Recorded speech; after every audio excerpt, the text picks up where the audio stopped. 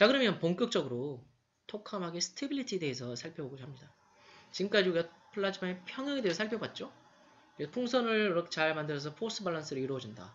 근데 여기 이제 퍼터베이션이 줬을 때 이거 어떻게 될 것인가? 포스 밸런스를 잘 만들었어요, 지금. 프레셔, 레디얼 포스 밸런스, 토로이달 포스 밸런스 이제 다 맞추게 돼서 토카막에서 평형을 만들었는데, 여기에 퍼터베이션을 가하게 되면 이거 어떻게 될 것인가? 이게 토카막의 안정성에 대해서 오늘과 다음 시간에 이제 2시간에 걸쳐서 살펴보도록 하겠습니다. 자, 퍼터베이션 주면 어떻게 되느냐죠? 자, 그러면 기본적으로 우리가 다음과 같이 이야기할 수 있는데요. 조금 더 제가 물리적으로 말씀을 드리도록 하겠습니다. 자, 플라즈마 상황 있죠. 토카막의 플라즈마 상황이 있는데 완벽한 연력학적인 평형 상태가 아니에요. 그러면 다른 말로 하자면 맥스웰리안 분포를 가지고 있지 않은 상황.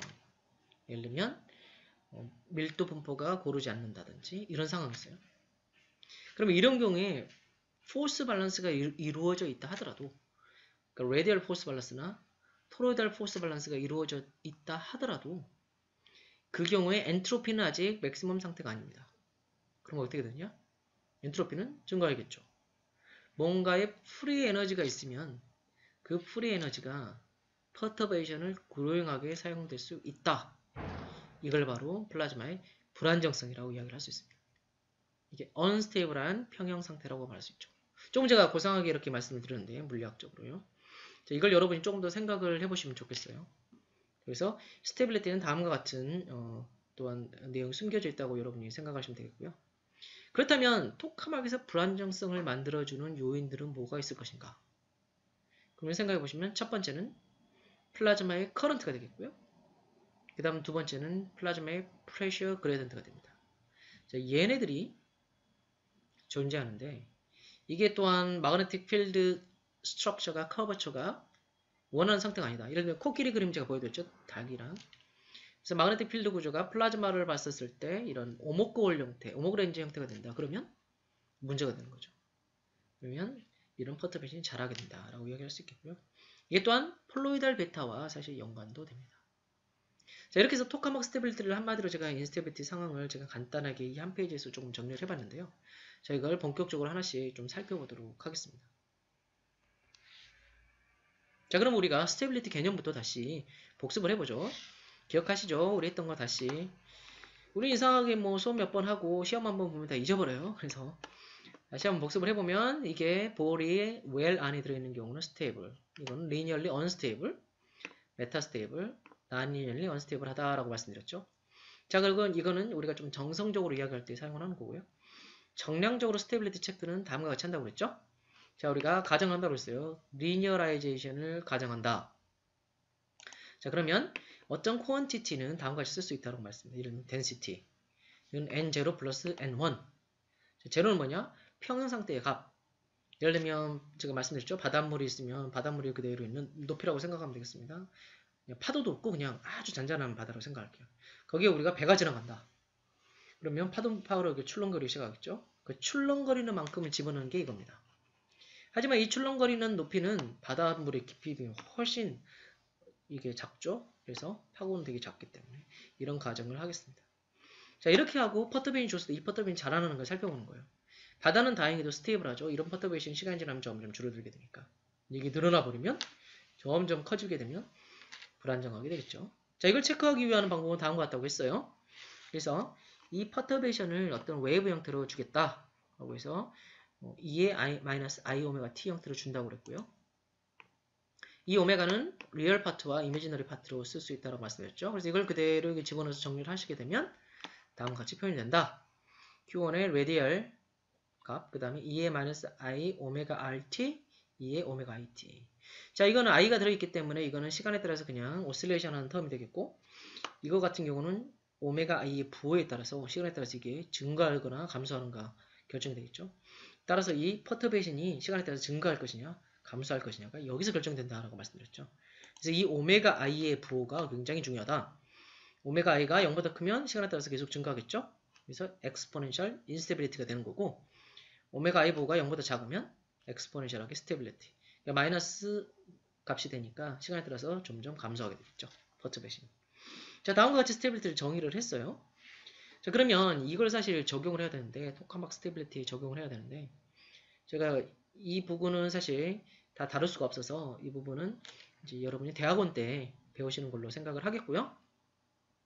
대신 또한 새로운 개념을 여기서 제가 또 말씀을 드리겠습니다. 에너지 프린시플이라는 개념인데요. 이것 또한 자세한 사항은 여러분들이 아이디얼 MHD, 프라이드버그의 아이디얼 MHD 책을 보신다든지 또는 대학원에서 여러분이 공부를 하시기를 추천드리겠고요. 행정 기초 시간에 다 다룰 수는 없기 때문에 일단 최종적인 결과만 말씀드리도록 하겠습니다. 자, 에너지 프린시플은 굉장히 고상한 방법으로 알려지는 굉장히 우아한 방법으로 알려져 있습니다. 이제 불안정성을 해석하는 방법인데요. 이제 번스타인 교수님 이해력의 번스타인 교수님께서 이제 제안을 하셔서 이 플라즈마 물리가 또한 제너럴 피직스 분야에도 영향을 미치는 것 중에 하나인데요. 이제 에너지 프린시플은 그러니까 가장 플라즈마 스테빌리티를 쉽게 판단할 수 있는 아주 직관적인 방법 중에 하나입니다. 아주 효율적이고 직관적으로 판단할 수 있게 됩니다. 자, 그럼 예를 들면 아까 오메가가 있었는데요. 오메가 제곱이 0보다 크거나 같으면 스테이블하다라고 판단할 수 있는데요. 여기서 델타 W만 살펴봅니다. 이 델타 W는 어떤 포텐셜 에너지로 생각하시면 되겠어요. 예를 들면 그 볼이 아까 왔다 갔다 할 때 이게 스테이블하다라는 조건을 포텐셜 에너지로 표현할 수 있겠다고 생각할 수가 있잖아요. 포텐셜 웨일 안에 가둬져 있다. 그래서 그것과 유사하게 생각을 하셔서 델타 W가 0보다 클 경우에는 우리가 크거나 작으면 스테이블하다라고 이야기를 할 수가 있습니다. 자, 자세한 사항은 제가 들어가진 않겠고요. 그래서 이 포텐셜 에너지의 미니멈 값이 파지티브이다. 어떤 디스플레이스먼트, 어떤 퍼터벤션을 줬을 때 그 경우가 파지티브 들어가면 이 시스템은 스테이블하다. 그리고 퍼터벤션이 사라진다는 이야기고요. 만약에 이 포텐셜 에너지가 네거티브가 되면 그때는 문제가 된다는 이야기입니다. 어떤 퍼터벤션이 들어오면 그게 엑스포넨셜이 증가할 수 있다. 라고 이야기를 할 수가 있습니다. 자, 이 과정은 제가 상당하겠지만 일단 굉장히 간단하죠. 어떤 델타 W라는 것을 우리가 구하게 되면 그것의 부호를 통해서 스테이블한지 언스테이블한지를 파악할 수 있다는 거죠. 단 이 경우 얼마만큼 빨리 그로잉 할 것인가 그로스 레이트 같은 건 계산할 수가 없습니다. 단순하게 부호를 통해서 스테이블한지 언스테이블한지를 판단할 수 있는 거죠. 자, 실제로 델타 W를 계산해 보면 다음과 같이 표현이 됩니다. 델타 WF 플러스 델타 WS 플러스 델타 WV인데요. 자, 그래서 굉장히 복잡하게 표현이 되어 있죠. 근데 여러분들은 신경을 안 쓰셔도 되겠고요. 이 부분은 대학원에서 여러분이 다루시길 바라겠고요. 또는 아이디얼 MHD 책을 통해서 또는 강의를 통해서 배우시길 바랍니다. 이게 퍼터베이션이 됩니다. 이게. 자, 어쨌든 이거는 쉽게 말씀드리면 플라즈마에서의 포텐셜 에너지라고 말씀드릴 수 있겠고요. 이거는 서페이스에서 그 다음에 백큐브에서 이렇게 말씀드릴 수 있겠습니다. 자, 이런 어떤 델타 W의 합이 표현된다. 가장 중요한 것은 플라즈마예요. 우리의 관심사는 플라즈마. 플라즈마에서의 이 포텐셜이 에너지가 어떻게 될 것인가. 자, 그래서 플라즈마의 포텐셜 에너지를 다음과 같이 적어봤어요. 굉장히 복잡하죠? 머리가 아파요. 이것만 봐도. 행정업 내가 할 수 있겠어요. 이런 생각이 막 드네요. 자, 하지만 천천히 한번 살펴보죠. 우리가 이걸 다 외울 필요도 없어요. 자, 살펴보면 이게 제가 말씀드렸죠. 이게 양수면 그러니까 스테이블하다라고 말씀드렸고 음수면 언스테이블하다라고 말씀드렸죠. 자, 그럼 보시면 여긴 다 부호가 플러스입니다. 자, 무슨 말이냐? 이거는 플라즈마를 스테이블하게 만들어주는 텀들이다 라는 것을 알 수가 있습니다. 스테이블라이징 텀들이 되는 거죠. 자, 그러면 하나씩 살펴보죠. 얘는 뭐냐? 그럼 얘는 뭐예요? 얘는 뭐냐면 마그네틱 필드 라인이 있을 때 이걸 밴딩하는 데 필요한 에너지. 자, 제가 예전에 우리가 G핀치 이야기를 할 때 G핀치가 불안정해진다고 말씀드렸죠. 거기에 자기장만 가운데 걸어줘도 축방형으로 그러면 텐션이 있어서 얘가 퍼터빈이 잘 안 생기겠다라고 말씀드렸잖아요. 자, 축방형을 필드라인이 있으면 뭔가 텐션이 있어서 잘 휘지 않겠구나. 퍼터빈이 잘 생기지 않겠구나. 거기에 해당되는 텀입니다. 우리에게 도움이 주는 거죠. 텐션에 의한 거. 자, 두 번째 텀은 뭐냐? 이거는 마그네틱 필드를 컴프레스하는 겁니다. 자, 이것도 마찬가지로 자기장이 있는데 자기장이 이렇게 컴프레스 하려고 하면 잘 안 되겠죠. 그래서 자기장이 잘 컴프레스 안 하려고 하는 힘, 이건 우리한테 도와주는 거예요. 그래서 퍼터빈이 생기려고 하는데 이 마그네틱 프레셔 때문에 컴프레스가 잘 안 되는 거. 자, 이게 바로 컴프레스 해당되는 마그네틱 필드의 컴프레션에 해당되는 거. 스테빌라이징을 주는 거고요. 자, 세 번째는 뭐냐? 이거는 마찬가지로 컴프레스인데요. 이것도 플라즈마가 컴프레스 되는 겁니다. 이것도 플라즈마도 잘 컴프레스 되려고 하지 않겠죠. 그래서 퍼터베이션이 생겨가지고 뭐 컴프레스 이렇게 압축시키려고 하는데 플라즈마가 잘 그렇지 않으면 우리한테 도움이 되겠죠. 그래서 이는 스테빌라이징 텀이 이렇게 표현되겠고요. 그 다음에 이제 디스테빌라이징 텀들을 살펴봐야겠죠. 불안정하게 만들어지는 요소들 살펴보시면 얘네들이 되겠죠. 여기 보호가 마이너스네요. 자, 얘가 마이너스로 가게 도와주는 얘들이 되죠. 디스테빌라이징 텀이 됩니다. 저희도 복잡하지만 살펴보시면 간단합니다. 제 경우는 프레셔 그레디언트가 있다. 자, 얘가 굉장히 중요하겠구나. 프레셔 그레디언트가 상황에 따라서는 플라즈마를 불안정하게 만들어주겠구나 라는 걸 알 수가 있고요. 두 번째는 간단하죠. 커런트가 있네요. 커런트가 불안정하게 만들어줄 수 있겠구나 라는 걸 알 수가 있습니다. 자, 따라서 매그네틱 필드가 텐션 관련된가, 컴프레션 관련된가, 플라즈마 컴프레션. 얘는 플라즈마가 퍼터페이션 잘하지 못하게 만들 거고요. 여기에 있는 플라즈마의 프레셔 그레디언트나 커런트는 플라즈마를 불안정하게 만들어주는 요소가 됩니다. 그래서 각각의 효과들이 아주 복잡하게 연결이 서로 얽혀서 결과적으로 델타 W를 마이너스로 만들어주게 되면 플라즈마는 불안정해지는 거고, 플러스로 만들어지면 플라즈마는 안정하게 될 수 있겠죠. 자, 그러면 불안정성에 대해서 살펴보도록 하겠습니다. 두 개의 프리 에너지 소스가 있다고 말했죠. 첫 번째는 플라즈마 전류, 아까 마이너스를 나타냈던 텀들입니다. 또 하나는 프레셔 그레디언트. 자, 각각 나눠서 보도록 하죠. 자, 전류는 뭐가 문제냐? 전류가 이렇게 썼을 때 말씀드렸어요. 전류가 흐르면 이렇게 자기장이 만들어지죠. 그런데 이런 퍼터빗이 이렇게 생기게 되면, 자, 소시지 인스테빌리티였죠. 이렇게 톡 마그네틱 프레셔가 이쪽이 더 점점 강해져가지고 잘라져 버린다. 이런 퍼터빗이 있으면 계속 그로잉하게 만든다라고 말씀드렸어요. 킹크같이 이렇게 퍼터빗이 이런 식으로 컬럼이 좀 휘는 형태로 만들어질 경우 어떻게 되느냐? 자, 이렇게 휘면 여기서 자기장이 더 강해지게 되죠. 여기서 보시면 여기보다 마그네틱 프레셔가 강해져서 계속 누르고 이쪽은 계속 튀어나가게 되고, 그래서 퍼터빗이 계속 자라게 된다. 자, 이건 바로 플라즈마 전류, 뭔가 전류가 흐를 때 생기게 되는 효과가 되겠습니다. 이 전류에서 폴로이달 방향으로 자기장이 생기면서 생기는 불안정성이 되겠죠. 자, 두 번째 프레셔 그레디언트 같은 경우는 자기장의 커브처가 굉장히 중요한데요. 보세요. 플라즈마가 이렇게 있고 뭐 백큐음이라고 보겠습니다. 그럼 자기장의 구조가 이런 식으로 원래는 일자였는데 얘가 이렇게 퍼터빗이 생겼다. 그럴 경우 어떻게 될 것이냐. 그러면 기억하시죠? 이 그림 마그네틱 미러에서 우리 계속 나오는데, 플라즈마 관점에서 자기장이 이렇게 오목렌즈, 플라즈마 관점에서 봤었을 때 얘가 오목렌즈 형태면 볼록렌즈죠. 죄송합니다. 볼록렌즈 형태면 얘는 안정하고, 오목렌즈 형태면 불안정하다고 말씀드렸죠. 이렇게 생겼으면 닭이 있어도 무너지죠. 이 경우는 이렇게 거꾸로면 코끼리도 지나간다고 말씀드렸어요. 플라즈마가 있을 때 자기장이 이런 거죠. 자, 플라즈마가 이렇게 쓰면 이런 구조가 됐습니다. 그럼 어떻게 되죠? 이 경우는 어떻게 될까요? 플라즈마가 이렇게 있는데 자기장이 이렇게 생겨요. 불안정해지겠죠. 플라즈마가 있는데 이렇게 생긴 구조는 안정해질 수 있겠고, 따라서 이렇게 의해서 이런 프레셔에 대해서 생기는 인스테빌리티, 이거는 우리가 유척각에서 레일리 테일러나 인터체인지 인스테빌리티라고 이야기를 했고요. 플루트 인스테빌리티도 여기에 이제 해당된다고 말씀드릴 수 있겠습니다. 킹크 인스테빌리티는 다음과 같이 조금 더 알기 쉽게 말씀드릴 수 있는데요. 커런트가 흘러갈 때 생기는 불안정성. 그냥 예를 들어서 쉽게 말씀드리기 위해서 이해를 돕기 위해서 말씀드리자면, 이거 소방 호스인데요. 예를 들면 혹시 이런 경우 있으실지 모르겠어요. 호스가 이렇게 있는데 호스가 이렇게 지그재그 형태로 되어 있어요. 근데 여러분이 물을 틀었어요. 그럼 갑자기 호스가 뱀처럼 막 이렇게 움직이다가 물이 나가는 거, 이런 현상을 보셨을지 몰라요. 퍼터베이션이 처음에 주어져 있는데 이게 계속 자라게 돼버리는 거죠. 자, 물이 흘러가면서. 자, 이것과 비슷하게 여러분 생각하시면 되겠고요. 그래서 이 물이 이제 커런트가 되는 거죠. 자, 그 다음에 이런 프레셔 드림 인스테빌리티는 우리 이미 배웠습니다. 레일리 테일러 인스테빌리티. 다음과 같이 퍼터베이션이 계속 자라버리는 거. 물과 기름을 섞어놨을 때, 예를 들면 물을 올려놓고 기름을 아래로 뒀을 때 이런 현상들이 생깁니다. 자, 이 경우는 이제 중력하고 연결이 되죠. 우리는 이제 마그네틱 필드랑 연결이 됐고요. 자, 그러면 토카막의 다음과 같은 기본 원리를 바탕으로 해서 토카막의 인스테빌리티들을 한번 정리를 해봤는데요. 크게는 이제 매크로스코픽 인스테빌리티와 마이크로스코픽 인스테빌리티로 나눠집니다.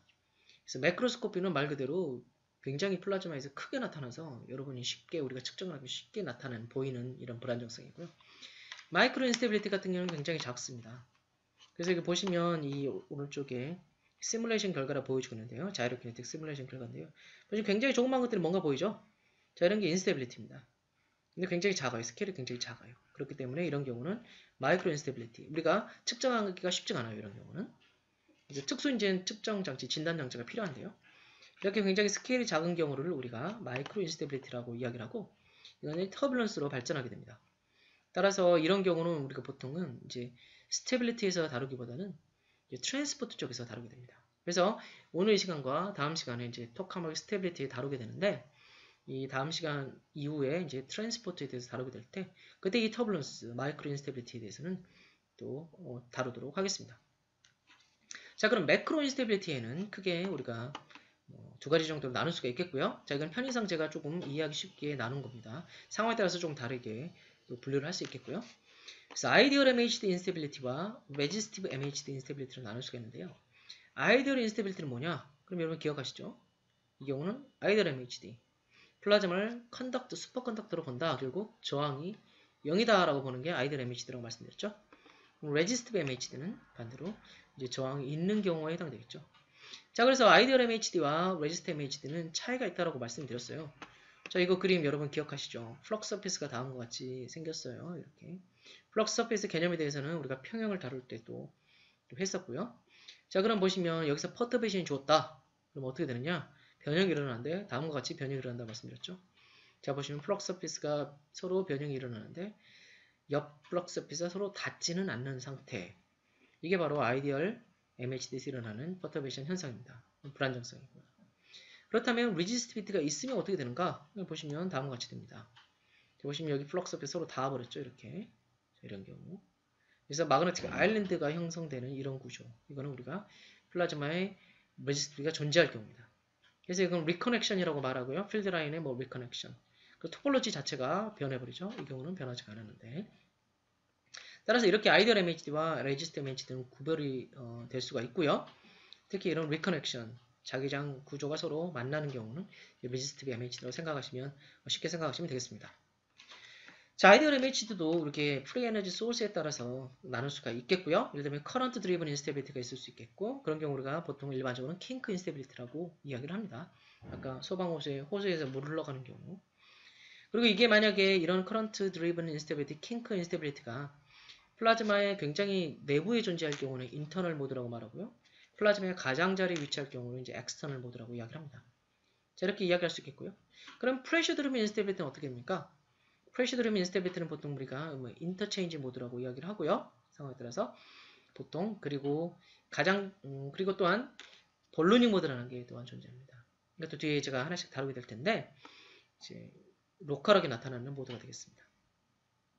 자, 그래서 상황에 따라서는 이 커런트 드리븐과 프레셔 드리븐이 별도가 아니라 서로 함께 나타나는 경우들이 생기는데요. 그 대표적인 예가 에지 로컬라이즈드 모드입니다. 그래서 엘름이라고 말하는데요. 지금 토카막 플라즈마에서 굉장히 중요한 불안정성 중에 하나죠. 플라즈마 성능이 좋아지게 되면 나타나는 불안정성인데 이 엘름에 의해서 나타나는 히트 플럭스가 굉장히 다이버터 타겟에 큰 타격을 줄 수 있기 때문에 이걸 제어하는 게 지금 아주 중요한 이슈 중에 하나입니다. 케이스타 토카막도 이제 엘름 제어에 대해서 굉장히 많은 연구 결과를 내고 있는 중이고요. 자, 사실 그래서 엘름은 이렇게 간단하게 아이디얼 MHD에서 커런트와 프레셔 드리븐 인스테빌리티라고 말하기에는 사실 훨씬 더 복잡한 현상이고요. 그래서 뭐 키네틱 볼로닉 모드 같은 것도 들어가게 되고 그 다음에 이제 또 뭐 엘름의 타입에 따라서 또 달라질 수도 있고 그래서 굉장히 복잡합니다. 하지만 쉽게 말씀드리자면 어떤 커런트와 프레셔에서 만들어지는 어떤 MHD 뭐 불안정성으로 쉽게 이해할 수 있겠다라는 정도만 합보순위에서 이해하시면 되겠습니다. 그다음에 버티컬 인스테빌리티, 플라즈마가 버티컬 방향 이동하는 불안정성이 되겠습니다. 자, 이런 걸 그냥 아이디얼 MHD 카테고리에 우리가 넣을 수 있겠고요. 그럼 레지스티브 MHD는 어떻게 되느냐? 레지스티브 MHD 같은 경우도 커런트 이 소스에 따라서 다를 수 있겠죠. 커런트 드리븐 인스테빌리티, 프레셔 드리븐 인스테빌리티. 그래서 보통 테어링 모드 같은 경우 이제 먼저 커런트 프로파일에서 변화가 생기면서 이제 생기는 불안정성인데요. 이게 또한 프레셔랑 연결이 돼가지고 네오클래시컬 테어링 모드라는 걸로 발전을 하게 됩니다. 자, 이거는 이제 토루스 지오메트리에서 나타나는 현상이 되겠고요. 자, 이게 대표적인 레지스티브 MHD 인스테빌리티가 되겠고요. 그 다음에 이 정도로 말씀드리겠고요. 그 다음에 난리니어 모드라는 게 존재합니다. 이거는 굉장히 더 복잡하게 나타나는 현상들인데 뭐, 예를 들면 레지스티브와 뭐 아이들이 같이 나타나기도 하고요. 그래서 예를 들면 소투스 같은 현상 이제 우리 제가 잠깐 말씀드릴 텐데요. 그 다음에 플라즈마가 붕괴돼 버리는 현상, 디스럽션 현상. 디스럽션은 사실 그 자체가 인스테빌리티라고 말할 수는 없고요. 이제 인스테빌리티가 생겨서 이게 결국 최종적으로 생기는 현상이라고 말씀드릴 수 있겠는데 저는 굉장히 복잡한 난리니어 현상으로 이 두 가지로 이야기를 할 수 있겠습니다. 자, 이렇게 해서 토카막 스테빌리티를 한번 제가 좀 편의상 이렇게 정리를 해봤고요. 이걸 또한 이제 몇 가지들을 골라서 제가 자세하게 좀 다뤄보도록 하겠습니다.